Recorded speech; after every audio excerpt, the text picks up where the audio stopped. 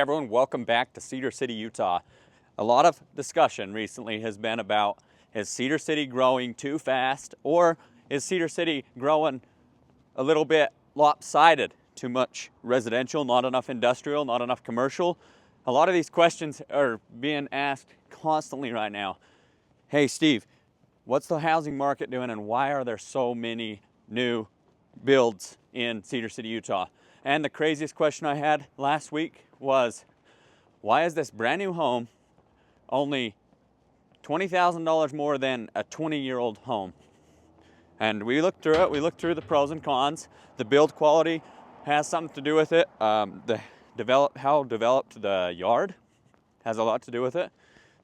For example, if you buy used, you typically get a fence, you typically get some landscape, you might get blinds. New builds, you typically, around here, I don't see a lot of new builds with blinds already in the windows. Granted, some old ones are worn out and they need new ones. But guys, I just barely got done talking to 15 of the most intelligent realtors you can come across. And we're talking about the Cedar City market constantly. We're always trying to stay up with what's happening with our market in town. So to get back to the question, is Cedar City growing too fast? Let me just tell you guys something. The big money is moving into Iron County. The big money is moving into Cedar City. If you look behind me, that's Cedar City Mountain. We have Zion National Park less than an hour away. We have Redhead less than an hour away. We have Outpost X Retreat Campground less than an hour away. We have Southern Utah University right here.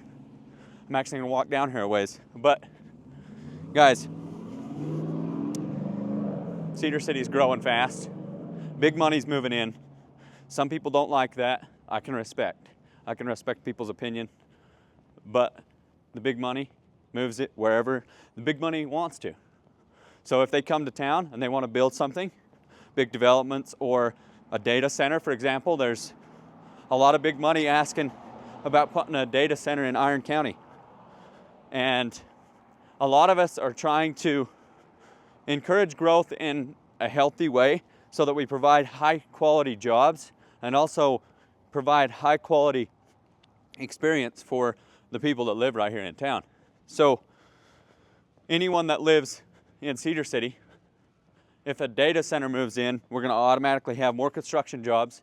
And what happens if you have more construction jobs, then every construction worker has to have a place to stay, a place to eat, and a place to enjoy their weekends, right? So there's always every capitalist, every entrepreneur in Cedar is going to be benefited by a new data center or a new building coming into town.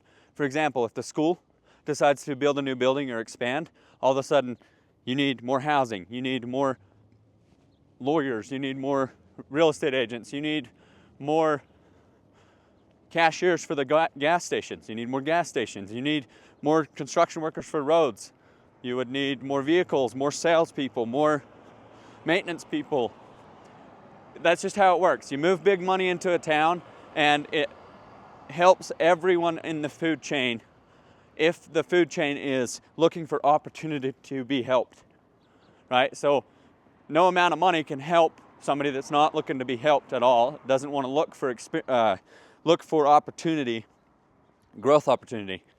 Like if you want to grow your little business and it's cleaning apartments, for example, more apartments is going to help your business.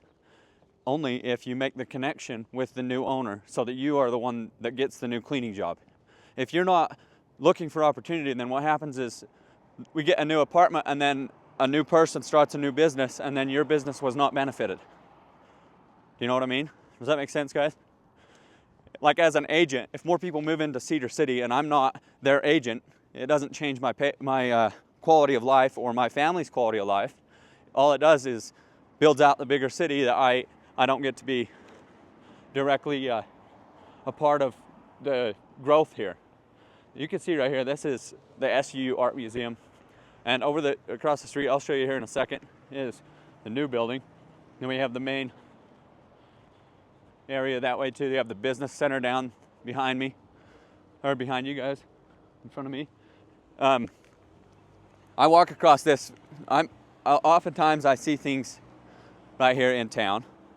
So that's the new art center right there, and the main entrance to the college right there.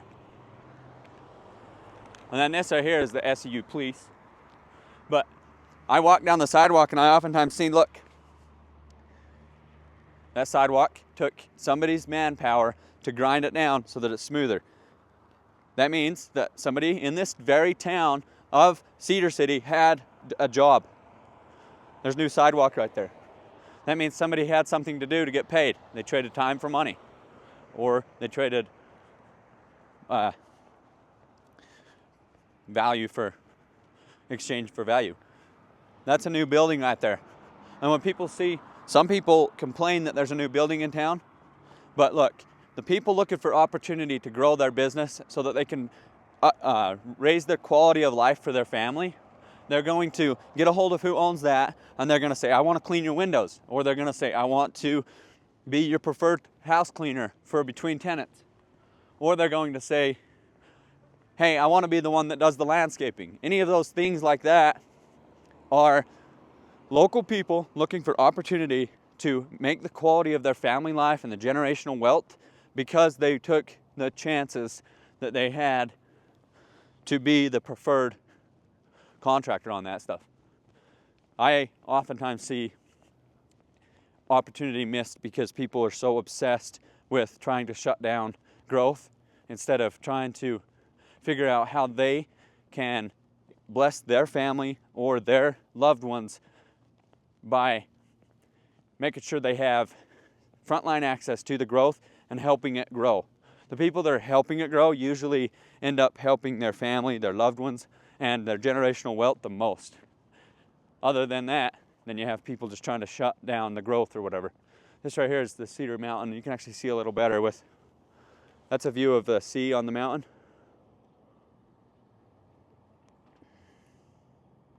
That's a lookout. It's a big symbol for Cedar City. So with the mountain close by, it makes for absolute phenomenal outdoor experience when you come to Cedar City. And another thing about this town, we have a lot of tourism. And that means we need places for them to stay, places for them to get their pedal bike service, places to buy backpacks, places to fill up the backpack, places to buy granola bars, whatever people want to hike with, places to buy camera gear, places for like photographers, local photographers. Some people are marketing themselves as, hey, I am the Cedar City photographer so that you can experience the Cedar City mountains and get your full experience and save it and share it with your friends, your loved ones. And other people are saying, hey, don't let the tourists in because the town's getting too big. And a lot of times I actually see, it's super unfortunate, but I see this mindset where I'm grateful the door was open for me to move into Cedar City, but now that I'm here, I don't want the town to grow big. Look, guys, it's a free market. If people want to live in Cedar City, Utah, they're going to live in Cedar City, Utah because the land is for sale and because we have the most beautiful scenery in the entire nation. If you're an outdoors person, instead of having to drive so far, you move to Cedar City. You drive less than an hour to Redhead, you can go skiing. You can drive less than an hour to St. George, and you're right there in the desert. You can enjoy the sand dunes. You can enjoy the lake. It's warm. It's warm on the lake. And Cedar City. Mark my words, guys. Mark my words. Pause this video, screen record this video, screenshot this video, save it. Whatever you want to do, mark my words.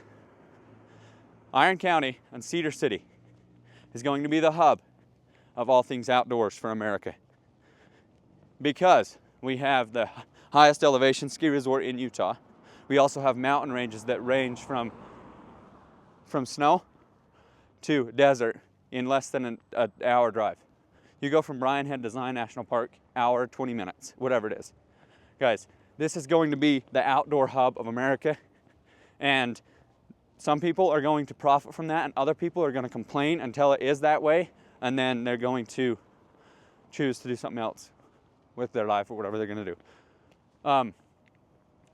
Thank you guys for watching. Thank you guys for your time. And again, is Cedar City growing too fast? My answer is no, it's not growing too fast. And that is my opinion. Some people think it is growing too fast, and that's up to them. It's private property. It grows at the rate humanity thinks it should grow. People vote with their money, and money talks and BS walks. So yeah, let's have a great day, guys. Have a phenomenal day. I appreciate you guys watching. And if you like this and you want to see more, feel free to subscribe to YouTube. I'll talk to you guys soon. Thank you.